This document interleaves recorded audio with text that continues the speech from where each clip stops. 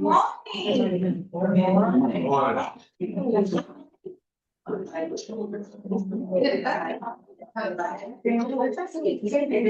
Watching sports, and turkey story. So one of the things I wanted to tell you about this next slide, this is gonna be my new 2026, going into 2026 slide in celebration of my centennial celebration, our 150th celebration, which there is gonna be rooted in resilience, right?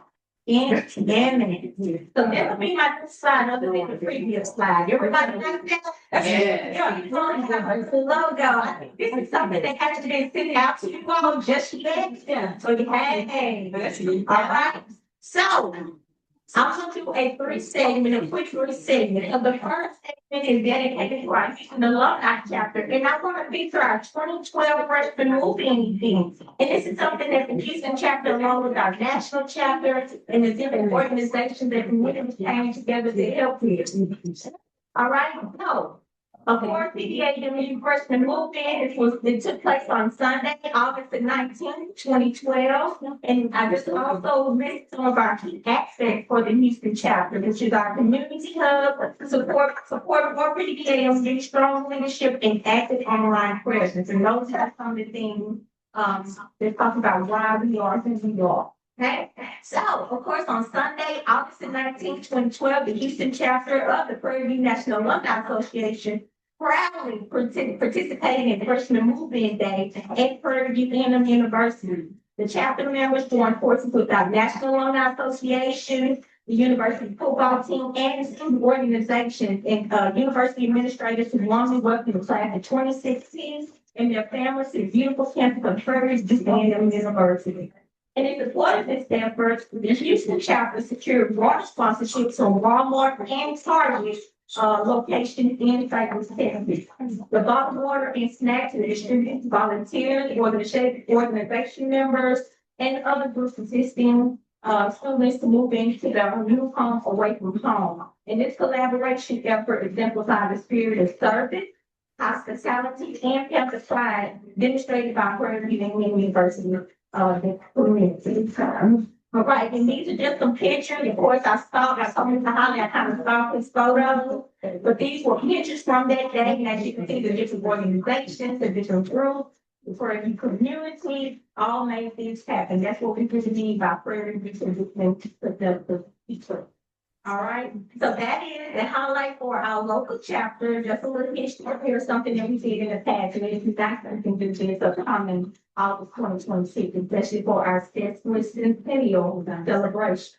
All right, so next is highlighting the Prairie View National Alumni Association, and this segment is called PDNAA nationally known. Does anyone know who Mr. O.P. DeWalt was? Anyone? Going twice? No? No. Mr. Huggins, do you know who Mr. O.P. DeWalt is? I'm stumped. So Mr. O.P. Owen Paul DeWalt is considered our very first president of the National Alumni Association. But back then it was called the Prairie View Alumni and Ex-Students Association. And he served from 1923 to 1925, and he did another term from 1926 to 1928. Of course, it was started in 1901. There wasn't any consistency, and I think they tried again in 1914. But when it became really consistent, he was actually considered our first president of the National Alumni Association. And it's like I said, back then it was called the Prairie View Alumni and Ex-Students Association. And so Mr.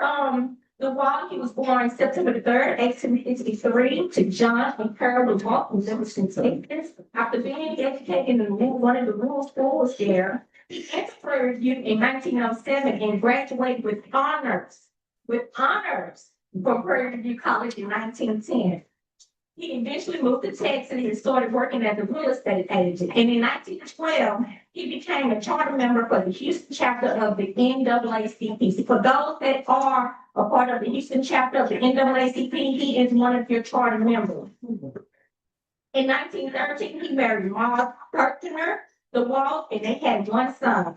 Briefly, he served as the principal for Independent High School And as the state real estate agent, he worked in the offices above the lobby in the Lincoln Theater. Now, who's familiar with the Lincoln Theater? Okay, here's something else. Okay, so the Lincoln. Independent Heights, when my great grandfather graduated from Prairie View, he moved to Independent Heights and worked for Southern Pacific Railroad. Yeah. Rather than teach school for $1 a week. The Lincoln Theater Heights, it was the very first African American theater in the city of Houston. All right, and as it said, they would show all colored silent films and occasionally live shows. And he would later invest in quality sound equipment so that the theater would have what was called show talks. In 1924, he became the president of the Houston chapter of the NAACP, and served in this role until his death in 1931. Mr. O.P. DeWalt took a vote stand against the Ku Klux Klan and worked as an influential civil rights leader, and this was before the 1960s and the 1960s. He also worked in establishing the National Urban League in Houston. After speaking out passionately against the KKK, Mr. O.P. DeWalt was assassinated on April 24th, 1931, in front of the Lincoln Theater. He also eventually became the owner of that theater at that time. The police left this on the books as an unsolved mystery. Now, research has it there was a disgruntled employee who actually came shopping by the name of Julius, and I had the name here, but I think I dropped it.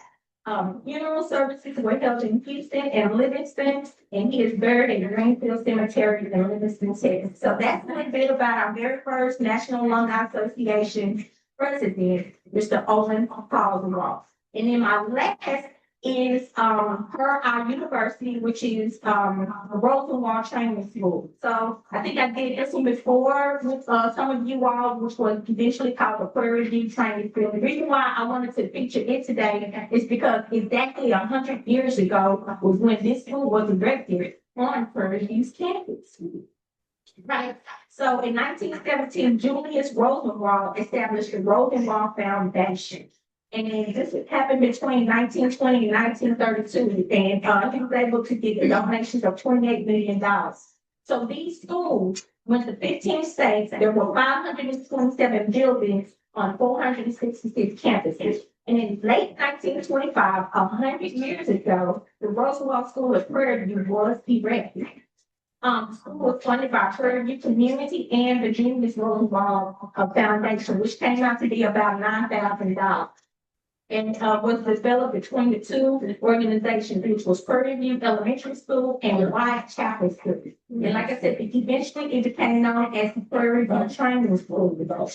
Some of the things, this was a pride of our Prairie View community. It was the first brick schoolhouse powered by electricity in Waller County. Y'all know where that It also boasted the designation as one of the few accredited 12-year public schools in Texas that offer education to African American students. Right? So the Prairie View Training School graduated its last class in 1968. The building was demolished in 1987. So here's something I also found out about that school. Before it was demolished, it was offered to the Alumni Association. They would just have to have the building moved from the campus to a different location. And unfortunately, that didn't happen. So the school was demolished in 1987. It was there on the campus. Yeah. Several Roosevelt School buildings have been listed in the National Register of Historic Places. Then I wanted to highlight that building and that area, that particular training school, because like I said, 100 years ago, 1925, this is at the end of 1925, and this is 2025, we're at the end of it. Anyway, Prairie View A&M University, our history is our legacy. I want to give a special acknowledgement to Mr. Raymond Holly. Like I told him, I watch his pictures and, just kind of stalk his little Twitter passion. For more information about our historical session, feel free to visit Texas Historical Commission, the TAC, Prairie View Archive Collection and Library. And then there were also some links on Mr. Owen Paul Sr. that I did some of my research on. Thank you all so much for your time and attention. And this concludes my presentation. And I try to write back on